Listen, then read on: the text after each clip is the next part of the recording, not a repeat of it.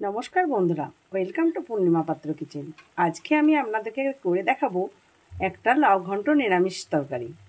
চলুন তাহলে লাউ ঘন্টটা কিভাবে বানাচ্ছি আপনাদেরকে দেখাবো। লাউ নিয়ে নিয়েছি, কুচি কুচি করে কেটে লাউটাকে ভালো করে ধুয়ে নিয়েছি। আর আপনারা চাইলে আলু দিতে পারেন, আমি এখানে কিন্তু আলু দিইনি। আর এটা একদম খুবই কম মশলা উপকরণ দিয়ে আমি এটা বানিয়ে আপনাদেরকে দেখাবো। চলুন, এদিকে কড়া গরম করতে বসিয়ে দিয়েছি। এখানে পরিমাণ মতন তেল দিয়ে দেবো, 1 চামচ, আর একটুখানি তেল দিয়েছি আমি। তেলটা দেখুন, তেলটার মধ্যে আমি সামান্য হিং ফোড়ন দিলাম। আপনারা চাইলে যারা পছন্দ করেন তারা দেবেন, যারা পছন্দ করেন না তারা না দিতে পারেন। আর এর মধ্যে দেবো 1/2 চামচ জিরে আর একটা শুকনো লঙ্কা ফোড়নের মধ্যে। এই ফোড়নটাকে আমি 1/2 সেকেন্ড ভেজে নেব। ফোড়নটাকে আমি 1/2 সেকেন্ড ভেজে নেব। ফোড়নটা 1/2 সেকেন্ড ভাজা হয়ে গেছে। এর মধ্যে আমি 1/2 ইঞ্চি আদা গ্রেট করে দিয়ে দিলাম। এটাকে একটু ভেজে নেব। তারপর আমি লাউটাকে দিয়ে দেব।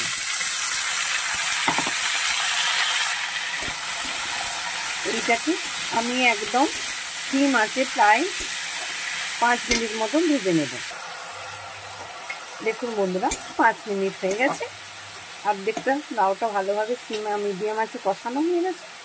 এরপর আমি এখানে দিয়ে দেবো পরিমাণ মতো নুন, একে মশলাগুলো দিয়ে দেবো। আর দেবো 1/2 চামচেরও কম লঙ্কার গুঁড়ো, আর 1/2 চামচেরও কম আমি হলুদের গুঁড়ো দিলাম। এখানে আমি আর কোনো মশলা দেব না। আর দেবো একটা টমেটো কেটে রাখা, কুচি করে এটা দিয়ে দিলাম।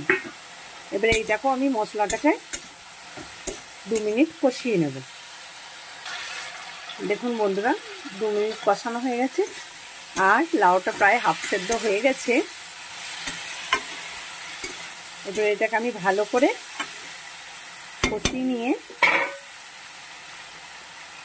এর মধ্যে আমি সামান্য গুড়ের গুঁড়ো দিলাম। আপনারা চাইলে চিনির গুঁড়োও ব্যবহার করতে পারেন, চিনিও দিতে পারেন। এবারে সামান্য জল দিয়ে এটাকে আমি ঢাকা দিয়ে দেবো 5 মিনিটের জন্য। দেখুন বন্ধুরা, 5 মিনিট হয়ে গেছে। এবার লাউর তরকারিটা একদম সম্পূর্ণ রেডির দিকে, একদম এটা তৈরিও হয়ে গেছে।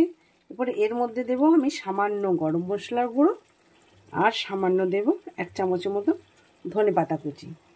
আর এই লাউ তরকারিটা নিরামিষটা, এটা রুটি পরোটার সাথে খেতে কিন্তু খুব সুন্দর লাগে, অপূর্ব স্বাদ হয়। এটা আপনারা ভাতের সাথেও খেতে পারেন, কিন্তু রুটি পরোটার সাথে বেশি ভালো লাগে। বাস দেখুন, একদম কম মশলাতে কি সুন্দর একটা লাউয়ের ঘন্ট করে আপনাদেরকে দেখালাম। এরপর এটাকে আমি ঢাকা দিয়ে রেখে দেবো 2 মিনিটের জন্য। গ্যাসটা বন্ধ করে নেব। দেখুন বন্ধুরা, লাউ ঘন্টটা একদম সম্পূর্ণ রেডি হয়ে গেছে। এরপর আমি একটা পাত্রে ঢেলে নেব। দেখুন বন্ধুরা, নিরামিষি লাউ ঘন্ট একদম সম্পূর্ণ রেডি। এটা রুটি পরোটার সাথে খেতে কিন্তু অপূর্ব স্বাদ লাগে। বন্ধুরা, আমি যেভাবে বানালাম একবার আপনারা বানিয়ে আমাকে কমেন্টে জানাবেন। লাইক, শেয়ার ও কমেন্ট করবেন। ভালো থাকবেন, সুস্থ থাকবেন। জয় ঠাকুর, জয় মা।